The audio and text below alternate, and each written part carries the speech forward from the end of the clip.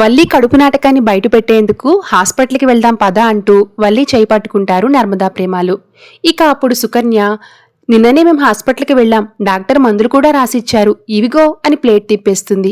ఇక ఆ మందుల్ని చూసిన ప్రేమ, ప్రెగ్నెంట్ ఉమెన్కి ఇన్ని రకాల మందులు ఇవ్వరు, ముఖ్యమైన మందులు మాత్రమే రాస్తారు, ఇంకా ఆలస్యం చేయకూడదు, ఈ భాగవతం ఏంటో తేల్చాల్సిందే, పదా హాస్పిటల్కి వెళ్దాం అంటూ శ్రీవల్లిని లాక్కుని వెళ్తూ ఉంటారు నర్మదా ప్రేమాలు. ఇంతలో సుకన్య సైగ చేయడంతో కావాలనే కళ్ళు తిరిగి పడిపోతుంది శ్రీవల్లి. ఇక అది చూసిన రామరాజు అయ్యో అయ్యో ఏమైంది అని కంగారు పడిపోతూ ఉంటాడు. వల్లి కడుపుతో ఉందని చూడకుండా వీళ్లు ప్రశ్నలతో చంపేస్తున్నారు, అనుమానిస్తున్నారు బాబాయ్ అని అంటుంది సుకన్య. దాంతో రామరాజు కంగారు పడిపోతూ ఉంటాడు. నీళ్లు పట్టించిన తర్వాత వల్లి మెల్లగా కోలుకుంటుంది.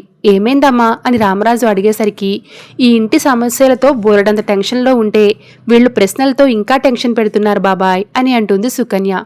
మేమేం చేయలేదు మావయ్య, అక్క కడుపుతో ఉంది కదా, లోపలి బిడ్డ ఎలా ఉందోనని హాస్పిటల్కి తీసుకుని వెళ్దామని అన్నామంతే అని అంటూ ఉంటారు నర్మదా ప్రేమాలు.